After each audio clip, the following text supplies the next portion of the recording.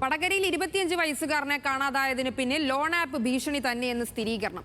Loan അടവ് മുടങ്ങിയതോടെ നിരന്തരം ഭീഷണി നേരിട്ടെന്നും മോർഫ് ചെയ്ത ചിത്രങ്ങൾ ബന്ധുക്കൾക്ക് അയച്ചു നൽകിയെന്നും വിഷ്ണു തന്റെ സഹോദരനോട് പറയുന്ന വാട്സാപ്പ് ചാറ്റുകൾ പോലീസ് കണ്ടെത്തി. 6 ദിവസം പിന്നിടുന്നു വടകരയിൽ നിന്ന് 25-കാരൻ വിഷ്ണുവിനെ കാണാതായിട്ട്. വിഷ്ണു ട്രെയിൻ വഴി കർണാടകയിലേക്ക് പോയി എന്ന പ്രാഥമിക സൂചന മാത്രമാണ് പോലീസിന് മുന്നിലുള്ളത്. ഏപ്രിൽ 13-ാം തീയതിയാണ് വിഷ്ണു ബാങ്കിലേക്ക് പോവുകയാണെന്ന് പറഞ്ഞ് വീട്ടിൽ നിന്നിറങ്ങിയത്. രാത്രിയോടെ കോഴിക്കോട്ടേക്ക് പോവുകയാണെന്നും വരാൻ വൈകുമെന്നും അമ്മയെ വിളിച്ചറിയിച്ചു. എന്നാൽ അവൻ പിന്നെ തിരികെ വന്നില്ല. ഇതോടെ ബന്ധുക്കൾ വടകര പോലീസിനെ വിവരമറിയിച്ചു.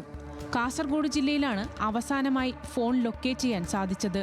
ഫോൺ സ്വിച്ച് ഓഫ് ആയതും പിന്നീട് ട്രേസ് ചെയ്യാൻ സാധിച്ചിട്ടില്ലെന്നും പോലീസ് ഉദ്യോഗസ്ഥർ ബന്ധുക്കളെ അറിയിച്ചിരുന്നു.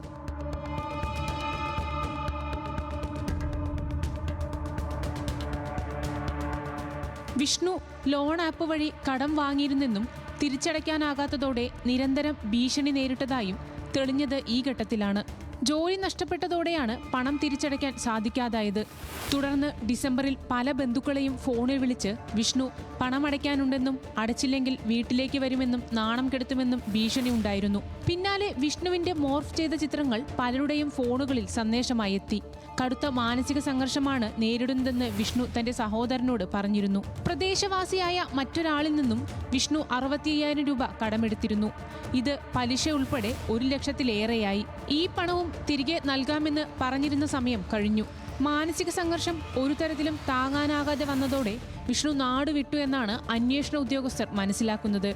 പുതിയ വാട്സപ്പ് ചാറ്റുകൾ ഉൾപ്പെടെ പുറത്തുവന്ന സാഹചര്യത്തിൽ വിഷ്ണുവിന്റെ സഹോദരന്റെ മൊഴിയെടുക്കാനും ലോൺ ആപ്പിനെതിരെ നടപടിയെടുക്കാനുമാണ് വടകര പോലീസിന്റെ നീക്കം.